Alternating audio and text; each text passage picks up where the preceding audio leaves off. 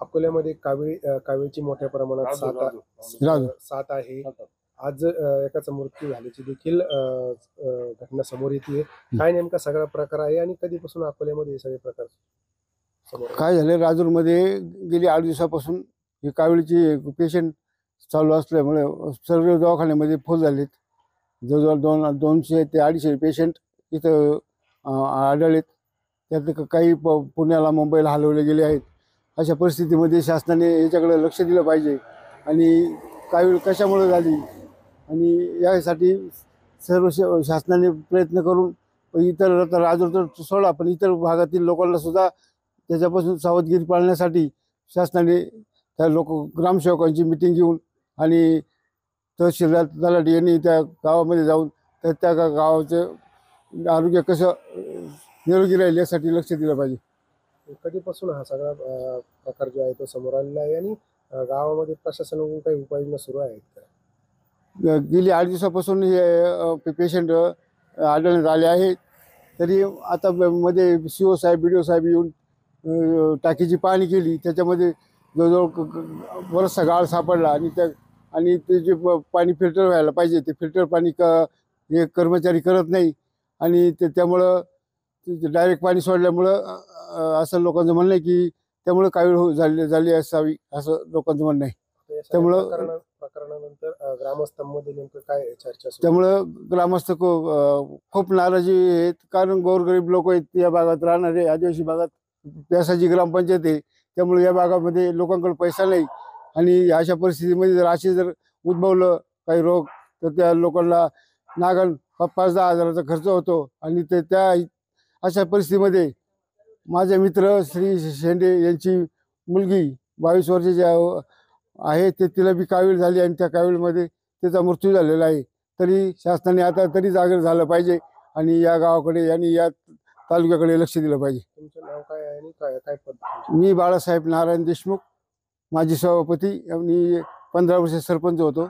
अकोले तालुक्यातलं राजूर हे गाव आहे, साधारणतः 15,000 लोकसंख्येचं हे गाव आहे। इथे शुक्रवारपासून कावीळ हे जो दूषित पाण्याद्वारे हा जो रोग पसरतो याचा तिथे प्रादुर्भाव आपल्याला जाणवतोय। साधारणतः आजच्या रेकॉर्डनुसार आमच्याकडे 110 पेशंट हे त्या ठिकाणी आज आहेत आणि काल दुर्दैवी एक मृत्यूसुद्धा याच्यामध्ये झालेला आहे। तर एकंदरीतच जो वॉटर ट्रीटमेंट प्लांट होता तिथला तो नॉन फंक्शनल असल्यामुळं हे दूषित पाणी गावापर्यंत गेलं असाच एक प्राथमिक अंदाज आहे। त्यामुळं आम्ही या वॉटर ट्रीटमेंट प्लांटच्या आजूबाजूला पण जितके गावं आहेत त्या सर्व गावांमध्ये अलर्ट दिलेला आहे आणि सर्व ठिकाणी पाण्याचे नमुने आम्ही तपासतो आहे।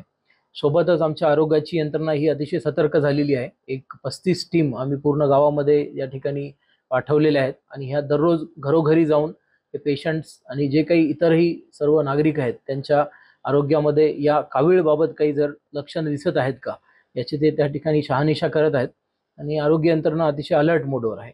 फक्त गावकऱ्यांना एवढंच त्याच्यामध्ये मी आवाहन करू इच्छितो, आम्ही पूर्ण त्याच्यात प्रयत्न करत आहोत, पण कुठल्याही प्रकारे जर आपल्याला याच्यामध्ये कावीळ सदृश्य आपल्याला लक्षणं दिसत असले तर आपण ते लगेच त्याच्यामध्ये मेडिकल ट्रीटमेंट ही सुरू करावी। वॉटर ट्रीटमेंट प्लांटची काय स्थिती आहे सध्या, ज्या प्लांटमधून पाणी गावाला विकेल? तर वॉटर ट्रीटमेंट प्लांटमध्ये काही मेकॅनिकल दुरुस्त्या त्या ठिकाणी शुक्रवारी आम्ही आमच्या भेटी दरम्यान सुचवल्या होत्या। शनिवारी रविवार या 2 दिवसात त्या दुरुस्त्या त्या झालेल्या आहेत। हे दोन्ही दिवस आपण गावातलं पाणी पूर्णपणे बंद ठेवलं होतं। आज आपला जो वॉटर ट्रीटमेंट प्लांट आहे आता तो सुरू करण्यात आलेला आहे, तरी सुद्धा त्याचा आम्ही जो पाण्याचं सॅम्पल आहे शुद्धीकरणानंतरचं ते लॅबला आपल्या गव्हर्नमेंट लॅबला पाठवून त्याची शहानिशा करणार आहोत आणि त्याच्यानंतरच पाणी हे गावकऱ्यांना त्या ठिकाणी दिलं जाईल। 8 दिवसांपासून जवळजवळ राजूर शहरामध्ये कावीळची साथ चालू असून सध्या 145 रुग्ण आतापर्यंत कावीळचे आढळून आलेले आहेत। त्या दृष्टीने आरोग्य विभागामार्फत गावामध्ये सर्वेक्षण करण्यात येत आहे। जे रुग्ण सापडले त्यांच्यावर उपचार करण्यात येत आहेत, औषध उपचार। तसेच ज्या रुग्णांना दुसरीकडे रेफर केलेले असेल त्यांचाही पाठपुरावा करण्यात येत आहे। त्याबरोबरच गावामध्ये जे आरोग्य कर्मचारी सर्वेक्षण करत आहेत त्यांच्या मार्फत कावीळची लक्षणे, करावयाच्या प्रतिबंधात्मक उपाययोजना याबद्दलही लोकांना जनजागृती करण्यात येत आहे। त्यामध्ये जर कावीळची लक्षणे आढळली जसे की भूक मंदावणे, त्यानंतर पोटदुखी, ताप येणे, त्याचबरोबर डोळे किंवा हाताची नखं पिवळी होणे, लघवीला एकदम पिवळ्या रंगाची होणे अशी लक्षणे आणि अशक्तपणा अशी लक्षणे आढळलेल्या नागरिकांनी त्वरित डॉक्टरांचा सल्ला घेऊन त्यानुसार औषधोपचार घ्यावा. मनाने औषध घेण्यापेक्षा किंवा अंगावर काढण्यापेक्षा डॉक्टरांच्या सल्ल्याने औषधोपचार घ्यावा. त्याचबरोबर प्रत्येकाने पाणी पिताना गाळून स्वच्छ उकळून स्वच्छ केलेले पाणी प्यावं. तसेच उघड्यावरचे अन्नपदार्थ किंवा बाहेरील हॉटेलमध्ये वगैरे अशा बाहेरच्या ठिकाणी पाणी पिणे टाळावे, जेणेकरून आपल्याला आणि आपल्या कुटुंबाला या कावीळच्या आजारापासून आपल्याला रोखता येईल. त्याचबरोबर ग्रामपंचायतच्या वतीने जो वॉटर ट्रीटमेंट प्लांट आहे तो सुद्धा आता सुरू करण्यात आलेला असून त्यामधून सुद्धा शुद्ध पाणी देण्याबाबत ग्रामपंचायत मार्फत नियोजन करण्यात आलेले आहे. अशा प्रकारे जर कावीळची लक्षणे आढळली तर त्वरित नजीकच्या शासकीय रुग्णालयात उपचार घ्यावेत. यामध्ये ग्रामीण रुग्णालय, प्राथमिक आरोग्य केंद्र तसेच आवश्यकता भासल्यास जिल्हा रुग्णालयात उपचार मोफत आहेत.